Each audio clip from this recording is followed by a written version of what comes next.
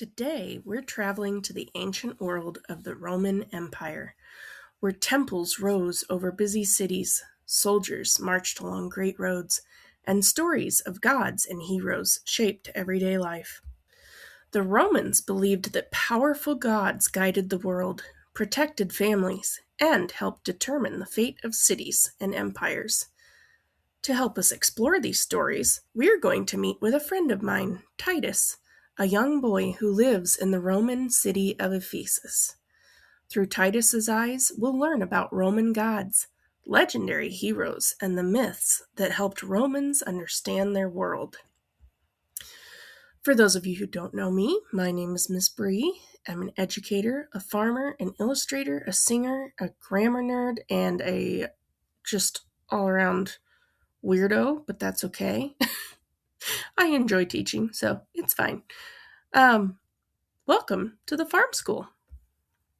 And every day we release a new video, so you never know what you're going to learn that day. Hello, my name is Titus, and I live in the busy city of Ephesus, near the sparkling waters of the Aegean Sea. When the sun rises over Ephesus, the city quickly fills with life. Merchants open their stalls in the marketplace. Selling olives, cloth, pottery, and spices brought from distant lands. Ships arrive in the harbor, carrying traders and travelers from across the Roman Empire. Great temples stand over the city, where people bring offerings to the gods and ask for their protection. Actors perform stories in the theater, and poets recite tales of heroes and gods. In a city like Ephesus, stories of the gods are never far away. They live in the temples, the festivals, the art, and the conversations of people. One of the most magnificent places in my city is the Temple of Artemis. Now, for the record, when I'm alive, we call it the Temple of Diana. But in your time, when Miss Bree is reading this letter, it's called the Temple of Artemis because that's the name that has really held on through the centuries. But when I'm talking about it, I'm going to call it the Temple of Diana. It is so enormous that travelers say it is one of the greatest buildings in the entire world. Tall marble columns rise high into the sky, and beautiful statues decorate the temple. People come from many lands to honor Diana, the goddess of the hunt, wild animals, and protection. Priests and priestesses care for the temple, and great festivals are held there to celebrate the goddess. Living in Ephesus means growing up near one of the most famous temples ever built, a place where mythology, religion, and daily life come together. Roman mythology is a collection of stories about gods, heroes, and the origins of my people. These myths help explain where Rome came from, why we worship certain gods, and how the divine world interacts with human lives. They also teach lessons about courage, duty, and loyalty. Many of our gods came from stories the Greeks told long ago. When Romans learned these stories, they kept many of the gods, but changed their names and sometimes their roles. For example, the Greek god Zeus became Jupiter, king of the Roman gods. In this way, Roman mythology became a blend of Greek traditions and Roman beliefs. Some of our gods belong only to us. For example, Janus has two faces, one looking forward and one looking back. He watches over beginnings and endings and transitions. The Lares are spirits who protect the home and family. These gods show how important family, tradition, and new beginnings are to Romans. The greatest of all the gods in Rome is Jupiter. He rules the sky and sends thunder and lightning across the heavens. The Romans believe Jupiter protects the state and keeps order among both gods and people. His temple stands proudly on the Capitoline Hill in Rome, where leaders come to honor him. Each god has a special power. For example, Juno protects marriage and family.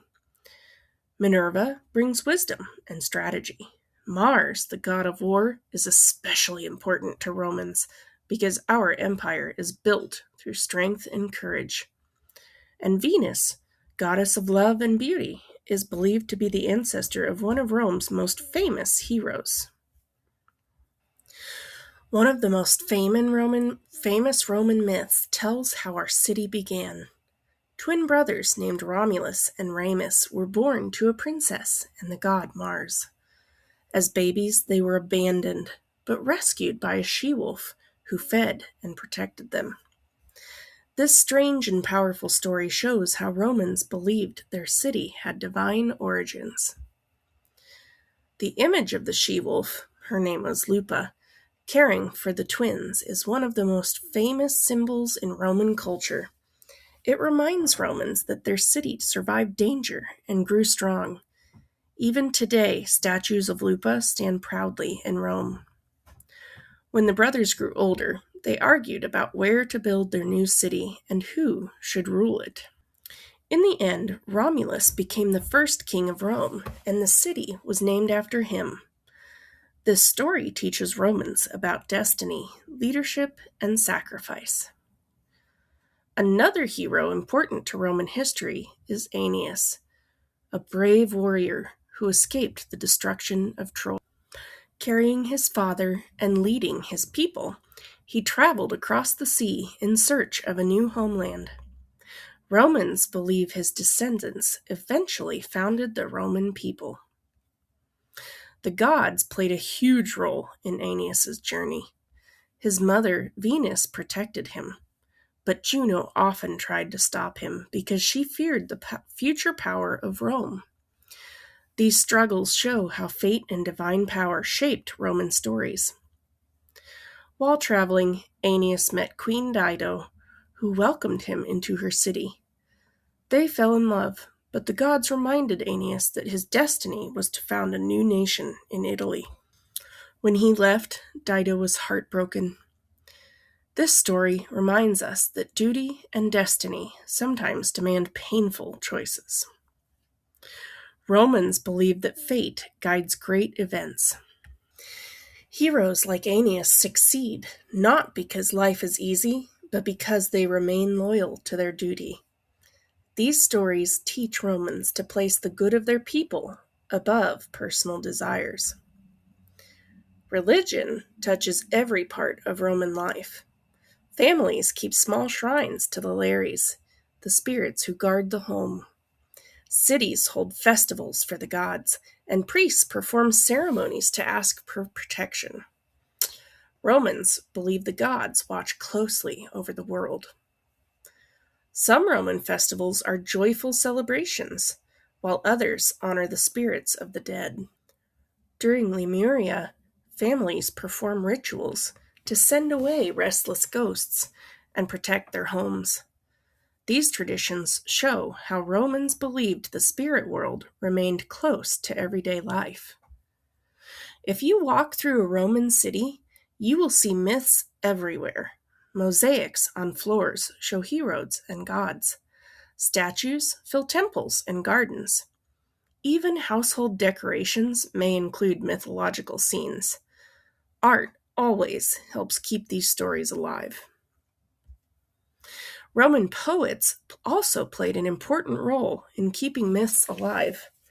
Virgil wrote the Aeneid, telling the story of Aeneas and Rome's destiny.